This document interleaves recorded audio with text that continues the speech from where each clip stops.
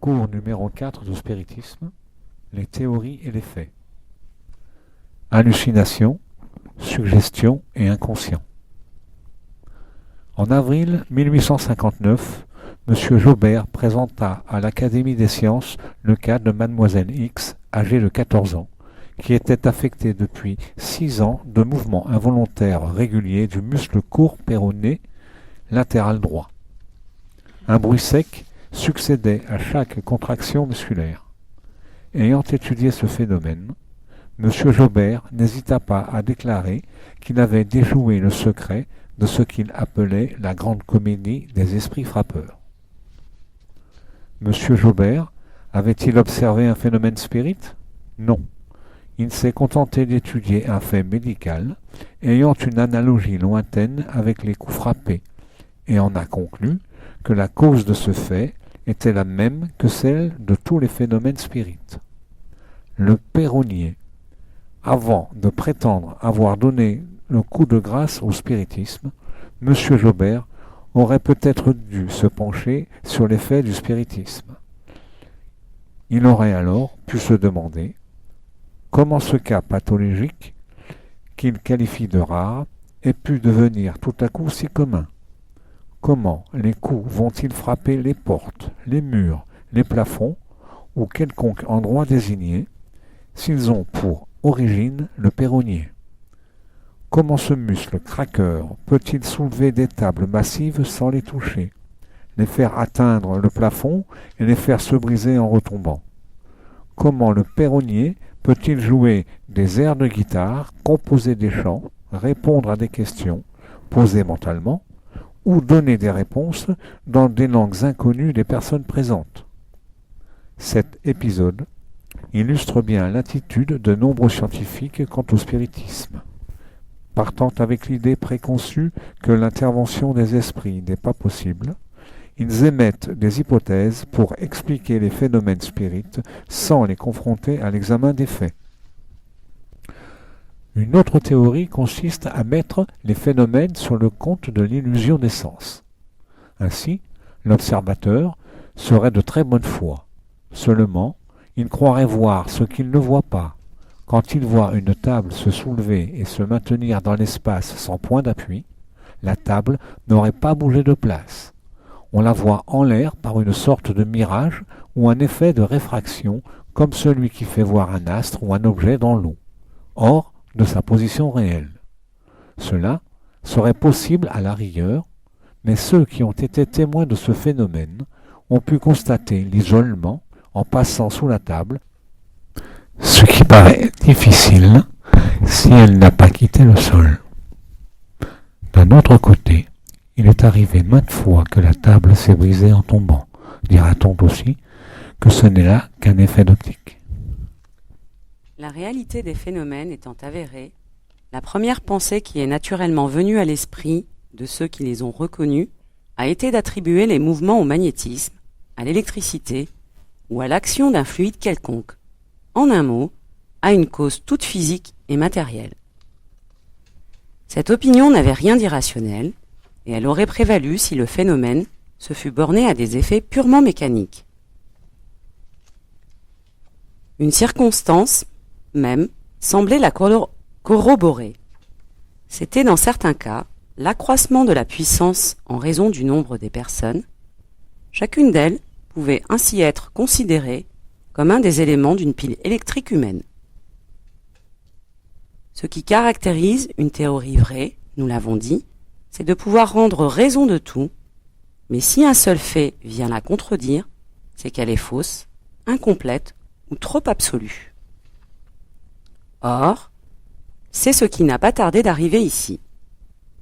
Ces mouvements et ces coups ont donné des signes intelligents, en obéissant à la volonté et en répondant à la pensée. Ils devaient donc avoir une cause intelligente. Dès lors que l'effet cessait d'être purement physique, la cause, par cela même, devait avoir une autre source. Aussi, le système de l'action exclusive d'un agent matériel a-t-il été abandonné et ne se retrouve que chez ceux qui jugent a priori et sans avoir vu. Le point capital et donc de constater l'action intelligente, et c'est ce dont on peut se convaincre quiconque veut se donner la peine d'observer. Le savant William Crookes écrira à propos de ses recherches sur le spiritisme: « L'intelligence qui gouverne ces phénomènes est quelquefois manifestement inférieure à celle du médium, et elle est souvent en opposition directe avec ses désirs. Quand une détermination a été prise de faire quelque chose qui ne pouvait être considéré comme bien raisonnable, j'ai vu donner de pressants messages pour engager à réfléchir de nouveau. Cette intelligence est quelquefois d'un caractère tel qu'on est forcé de croire qu'elle n'émane d'aucun de ceux qui sont présents. Il est incontestable, évidemment, que si la table que l'on consulte donne des réponses sur des sujets inconnus des assistants, ou contraires à leurs pensées, ce n'est certainement pas de chez eux que par la réponse, mais, comme il faut qu'elle soit faite par quelqu'un, nous l'attribuons à une intelligence occulte qui vient se manifester. Cette conception n'est pas une invention humaine, car chaque fois qu'une intelligence s'est manifestée, on lui a donné qui elle était, et constamment elle a répondu être l'âme d'une personne ayant habité sur la terre. L'action intelligente, une fois reconnue, il restait à savoir quelle était la source de cette intelligence. On a pensé que ce pouvait être celle du médium ou des assistants, qui se réfléchissaient comme la lumière ou les rayons sonores. Cela était possible. L'expérience seule pouvait dire son dernier mot. Mais d'abord, remarquons que ce système s'écarte déjà complètement de l'idée purement matérialiste. Pour que l'intelligence des assistants pût se reproduire par voie indirecte, il fallait admettre en l'homme un principe en dehors de l'organisme. Si la pensée exprimée avait toujours été celle des assistants, la théorie de la réflexion eût été confirmée. Or, le phénomène, même réduit à cette proportion, n'était-il pas du plus haut intérêt ?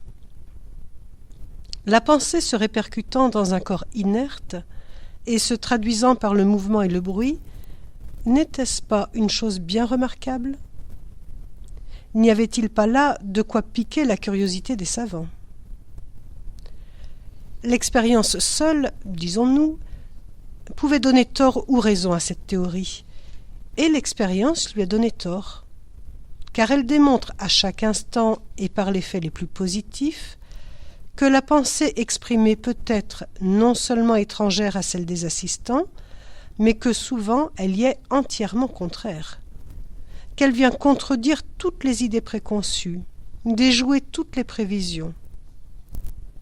En effet, quand je pense blanc et qu'il m'est répondu noir, il m'est difficile de croire que la réponse vienne de moi. On s'appuie sur quelques cas d'identité entre la pensée exprimée et celle des assistants. Mais qu'est-ce que cela prouve ?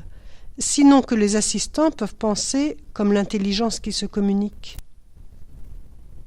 Il n'est pas dit qu'ils doivent toujours être d'opinion opposée. Lorsque dans la conversation l'interlocuteur émet une pensée analogue à la vôtre, direz-vous pour cela qu'elle vient de vous ? Il suffit de quelques exemples contraires bien constatés pour prouver que cette théorie ne peut être absolue. Comment, d'ailleurs, expliquer par la réflexion de la pensée l'écriture produite par des personnes qui ne savent pas écrire, les réponses de la plus haute portée philosophique obtenues par des personnes illettrées, celles qui sont données à des questions mentales ou dans une langue inconnue du médium, et 1000 autres faits qui ne peuvent laisser de doute sur l'indépendance de l'intelligence qui se manifeste. L'opinion contraire ne peut être que le résultat d'un défaut d'observation. Si la présence d'une intelligence étrangère est prouvée moralement par la nature des réponses, elle l'est matériellement par le fait de l'écriture directe, c'est-à-dire de l'écriture obtenue spontanément, sans plume ni crayon, sans contact, et nonobstant toutes les précautions prises pour se garantir de tout subterfuge. Le caractère intelligent du phénomène ne saurait être révoqué en doute.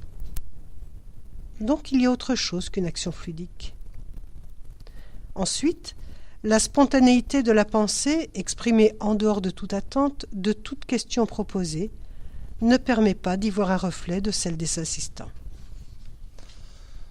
D'autres critiques objectent que, dans ses rapports avec le monde invisible, l'homme ne communique pas seulement avec les âmes des morts, mais aussi avec de vaines apparences d'âme, avec des larves, des formes fluidiques animées par une sorte de vibration mourante de la pensée des défunts.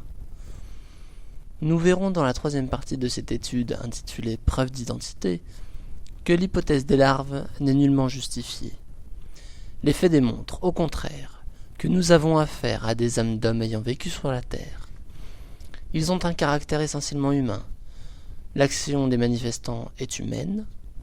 Ils se servent du langage, de l'écriture, du dessin humain. Leurs phénomènes intellectuels sont empreints des idées, des sentiments, des émotions, en un mot de tout ce qui constitue la trame de notre propre existence.